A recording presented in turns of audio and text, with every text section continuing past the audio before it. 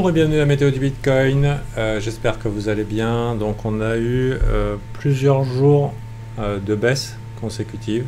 Donc je vous apprends rien. Donc c'est le troisième. Personnellement, 3 bougies rouges. J'aime pas trop ça dans les cryptos. En général, ça veut dire qu'on a un contrôle baissier et ça prend son temps. Cependant, comme vous pouvez constater, on arrive à des niveaux intéressants qui sont les 60 000 plus chiffre rond psychologique, donc qui peuvent faire switcher les gens, surtout si on fait un 59 900. Peut-être qu'il se passera quelque chose du côté qui fera un peu peur, j'en sais rien. Et aussi l'Open Monthly qui peut être un bon support pour éventuellement long. Donc je serais partisan de tenter de long dans cette zone. Je ne sais pas si je vais le faire encore parce que je vais essayer de regarder plutôt dans les plus petites unités de temps. Mais ça me paraît être une bonne idée à partager. Avec pourquoi pas quelque chose de comme ça. Et ensuite un rebond, je vais mettre quelque chose, une couleur un petit peu plus chaleureuse. C'est pas assez visible. Mais ouais, c'est pas mal ça.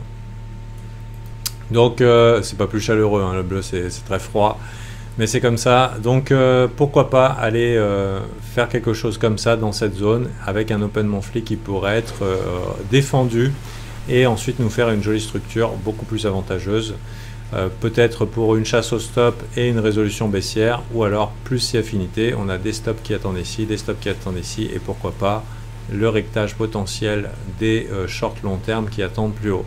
Pour l'instant, je reste prudent parce que je trouve que c'est difficile d'être bearish et on a quand même un pattern qui est pas sans rappeler des patterns de distribution de Wyckoff. J'ai vu ça il n'y a pas longtemps avec les gars.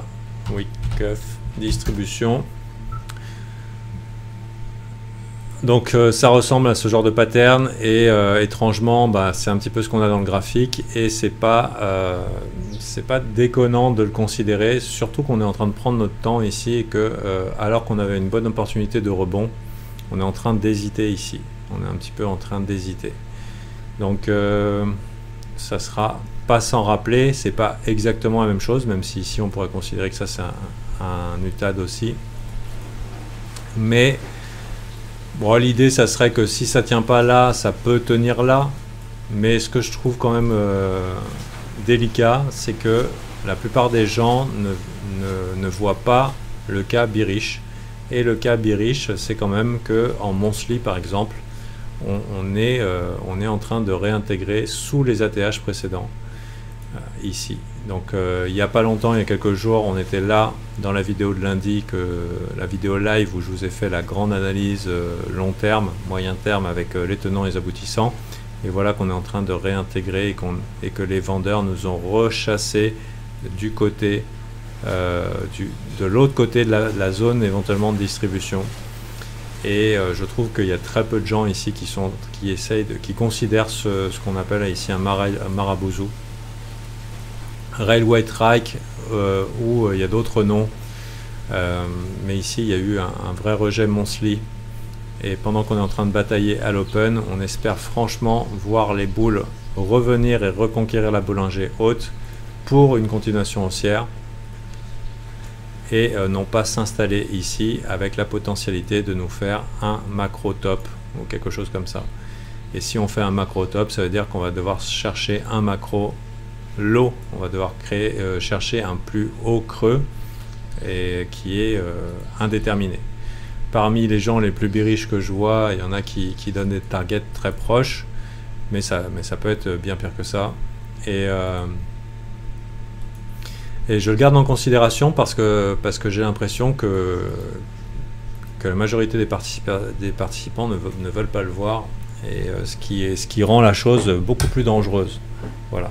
Pendant ce temps-là, moi je garde un œil sur Solana, qui est un bon candidat pour le futur, qui me paraît être ETFable. ETFable, ça veut dire quoi? Ça peut être un candidat qui, en plus de ETH que tout le monde voit venir, qui un jour pourrait être ETFable lui aussi. Les institutionnels s'intéressant aux crypto parce que ça fait une classe d'assets à mettre dans leur portfolio. Pourquoi pas, y compris d'autres cryptos que le Bitcoin, l'Ethereum, Solana, ça ferait assez sens. Mais on voit aussi ici que il nous a fait, il est en train de faire un range et qu'ici il est mid-range. Donc à voir est-ce qu'il accepte comme ça ou alors est-ce qu'il revient plus bas pour faire quelque chose d'un peu plus moche. Même s'il faisait quelque chose d'un peu plus moche, je considérerais qu'un Solana sous les 100 $ serait un très bon investissement long terme. Même aujourd'hui, c'est déjà un bon investissement long terme, mais je suis pour voir un peu plus de doute dans le sentiment avec peut-être des retests des supports avant de voir repartir. Donc voilà un petit peu ma vision du marché qui est ok, on constate des vendeurs actuellement. On constate des vendeurs qui se sont manifestés, qui prennent leur temps et donc et qui pour l'instant sont sous contrôle. On a des petites altcoins qui pump par-ci par-là, donc il y a moyen de trade, mais c'est un marché qui reste lent, peut-être compliqué. Mon attitude est la suivante, je pourrais considérer que c'est ok de prendre des positions long terme, mais j'ai pas choisi de le faire encore. Du coup, je choisis de faire du très court terme. Donc ça, c'est la manière dont j'approche le marché. Très court terme, ça veut dire exécution en petite unité de temps, 15 minutes, 5 minutes. Et aussi, je m'occupe à faire autre chose. Voilà, j'espère vous avoir été d'une aide. Si vous voulez plus détaillé, parce que là, ça vous paraît court, je vous invite à regarder la vidéo de lundi, elle fait 1h15. Je pense que il y en a pour votre temps. Et je vous dis à très bientôt et un très bon week-end. Bye!